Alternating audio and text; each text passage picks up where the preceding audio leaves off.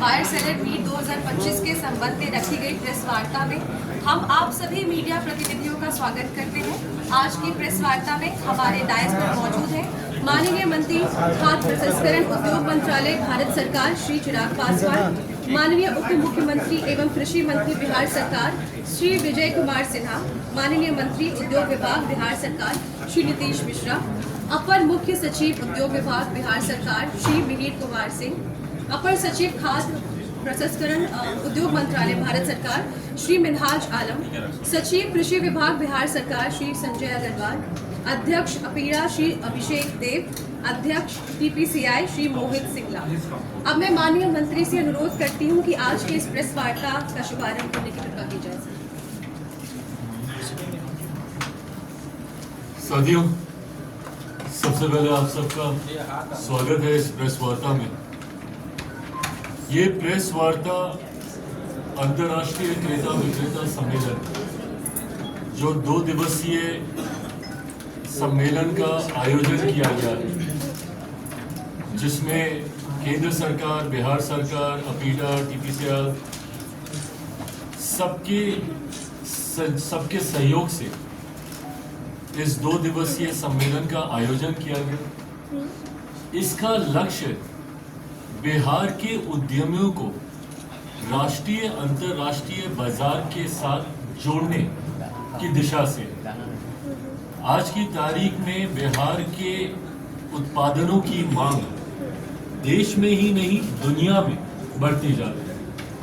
जिस तरीके से, और इसका श्रेय मैं मेरे प्रधानमंत्री आदरणीय नरेंद्र मोदी जी को भी दूंगा, जिस तरीके से मखाना आज की तारीख में सिर्फ राष्ट्रीय ही नहीं अंतर्राष्ट्रीय स्तर पर एक सुपर फूड के तौर पर देखा जाता है, उसकी मांग बढ़ी।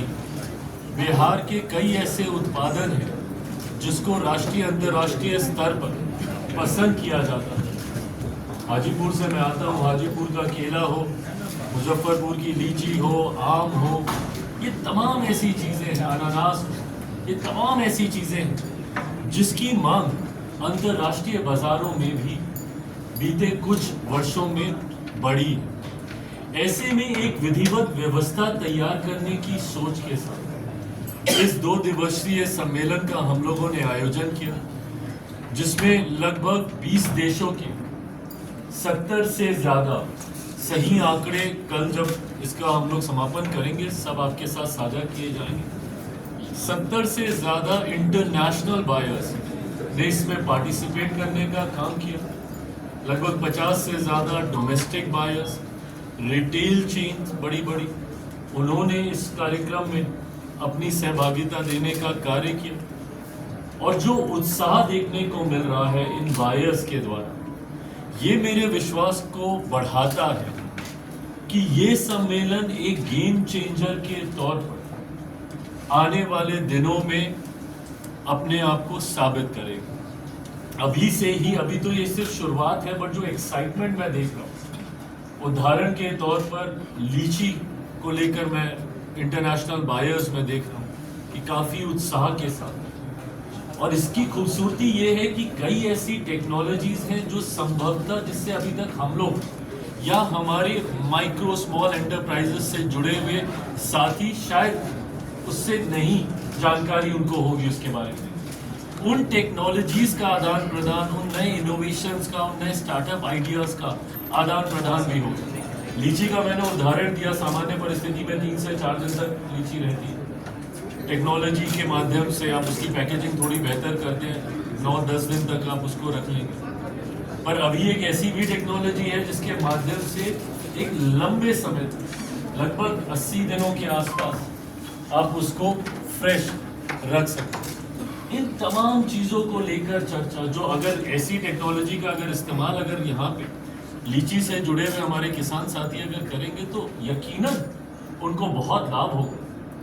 तो इन तमाम जानकारी का आदान प्रदान एक छत के नीचे हो, इस सोच के साथ इस 2 दिवसीय कार्यक्रम का आयोजन सबके द्वारा मिलकर, बिहार सरकार, केंद्र सरकार, तमाम हमारे साथियों के द्वारा मिलकर ये किया गया है, जिसमें एक बड़ी संख्या में बिहार के उद्यमी भी इसमें अपनी भागीदारी देने का कार्य कर रहे हैं। उनको हम लोग डायरेक्ट कनेक्ट कराने का प्रयास हम लोग कर रहे हैं राष्ट्रीय अंतर्राष्ट्रीय बाजार के साथ। यहाँ पे उत्पादन है, बट कैसे उसको हम लोग दुनिया के कोने कोने तक लेकर जा सकें। और जो सोच हमारे प्रधानमंत्री आदरणीय नरेंद्र मोदी जी की है कि भारत को एक ग्लोबल फूड बास्केट बनाना है, और ये क्षमता हमें हमारे देश में है कि भारत न सिर्फ अपनी डोमेस्टिक नीड्स को पूरा कर सकता है, बल्कि दुनिया की बड़ी आबादी की जरूरतों को भी पूरा कर सकता है। और कैसे हम लोग अपने आप को एक ग्लोबल फूड बास्केट के तौर पर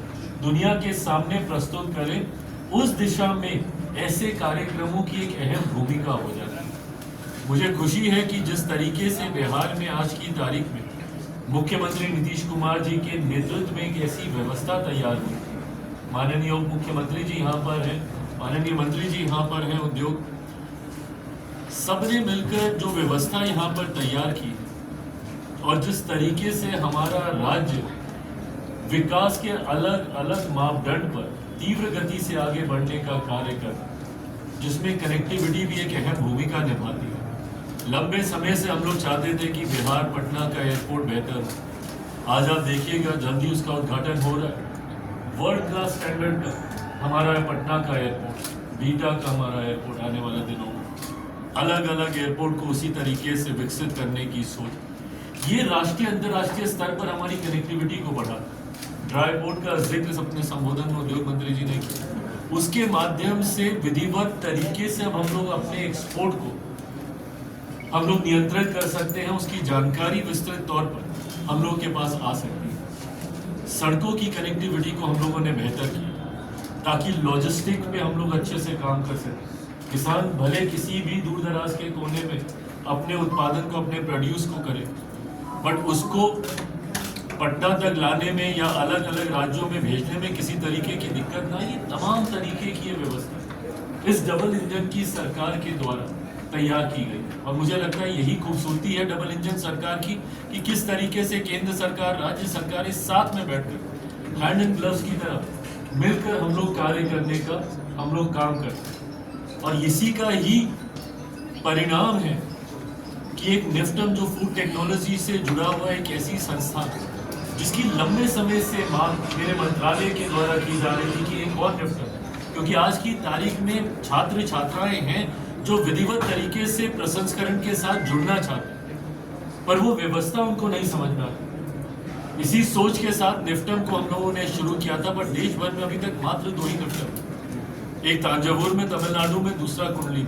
लंबे समय से मेरा मंत्रालय मांग करता था। मैं धन्यवाद दूंगा प्रधानमंत्री जी का, आदरणीय वित्त मंत्री जी, कि उन्होंने इस बार के बजट में इस बात की घोषणा की कि जो अगला निफ्टम खुलेगा वो हमारे ही राज्य में बिहार में खुलने जा रहा है। ये भी अपने तरीके से एक बहुत बड़ी उपलब्धि प्रसंस्करण के क्षेत्र में। आज की तारीख में बच्चे विधिवत तरीके से जानकारी, प्रसंस्करण से जुड़ी हुई तमाम विषयों की जानकारी उसके माध्यम से, निफ्टम के माध्यम से हासिल कर सकते। मखाना बोर्ड का जिक्र इस बार के बजट में किया गया। ये तमाम बातें दर्शाती हैं कि किस तरीके से आने वाले दिनों में बिहार और बिहारी कैसे राष्ट्रीय अंतर्राष्ट्रीय बाजार के साथ अपने आप को जोड़कर अपना विकास तो करे ही करे, बल्कि अपने साथ साथ अपने साथियों को भी आगे लेकर बढ़े। सिर्फ जॉब सीकर्स की भूमिका में ही हमारे बिहारी ना रहे, जॉब गिवर्स की भूमिका में आए, ये सोच हमारे प्रधानमंत्री जी की है। और इसी का ही परिणाम है कि पीएमएफएमई जैसी स्कीम जो हमारे मंत्रालय की महत्वपूर्ण योजनाओं में से एक है, इस बार नंबर 1 पे उस स्कीम पे अगर कोई रहा है तो हमारा बिहार राज्य रहा। 24-25 के अगर आप आंकड़े देखें तो सबसे ज्यादा उस योजना का लाभ, और ये माइक्रो एंटरप्राइजेस से जुड़ी स्कीम, जिसमें छोटे छोटे गांव में रहने वाले लड़का लड़की वहीं पे कैसे अपने उस उत्पादन का प्रसंस्करण करके, उसकी पैकेजिंग, मार्केटिंग करके कैसे उसको बाजारों में लेकर जा सके, डिजिटल मार्केटिंग के माध्यम से हो, डायरेक्ट सेलिंग के माध्यम से हो, या फिर रिटेल के माध्यम से हो। ये तमाम हैंड होल्डिंग उसमें हम लोग प्रोवाइड करने का हम लोग काम करते हैं। मैं बस इतना विश्वास दिलाना चाहता हूं कि खाद्य प्रसंस्करण उद्योग का मंत्री होने के नाते मेरी जिम्मेदारी देश भर के लिए, पर मेरी प्राथमिकता में हमेशा बिहार रहा।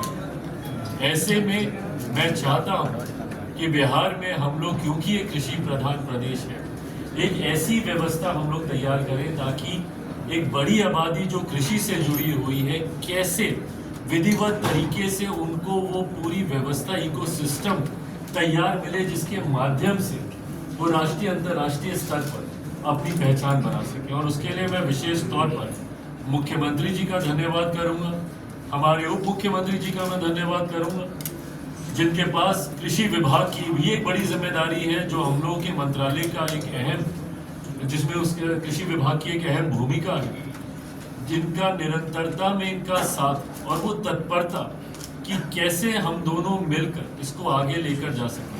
उप मुख्यमंत्री जी का मैं धन्यवाद करूंगा, यहाँ पे उद्योग मंत्री जी का, नीतीश भाई का भी मैं यहाँ पे धन्यवाद करूंगा। जिस तरीके से लगातार आउट ऑफ बॉक्स आइडिया सोचना, नई नई नीतियां बनाना, जो यहाँ पे हमारे युवा साथियों को जो इस क्षेत्र में अब जुड़ना चाहते हैं, उनको वो ईज दे, उनको वो सरलता दे, वो सुविधाएं दे, और साथ ही में वो निवेशक जो हमारे राज्य में आना चाहते हैं, उनको सिंगल विंडो क्लियरेंसेस के माध्यम से ईज ऑफ बिजनेस की भी अपॉर्चुनिटी प्रोवाइड करके दे। ऐसे में केंद्र सरकार, राज्य सरकार के इस खूबसूरत तालमेल से, और उसमें हमारे तमाम साथी सहयोगियों का, जो अधिकारीगण यहाँ पे मौजूद है, और मैं विशेष तौर पे अपीडा का भी मैं धन्यवाद करूंगा। एक अहम भूमिका अभिषेक जी, हमारे चेयरमैन अपीडा की, इनकी भी एक सक्रिय भूमिका निरंतरता में इस विषय को लेकर रही है कि कैसे हम लोग बिहार में इस व्यवस्था को और मजबूत और विस्तृत हम लोग कर सकें।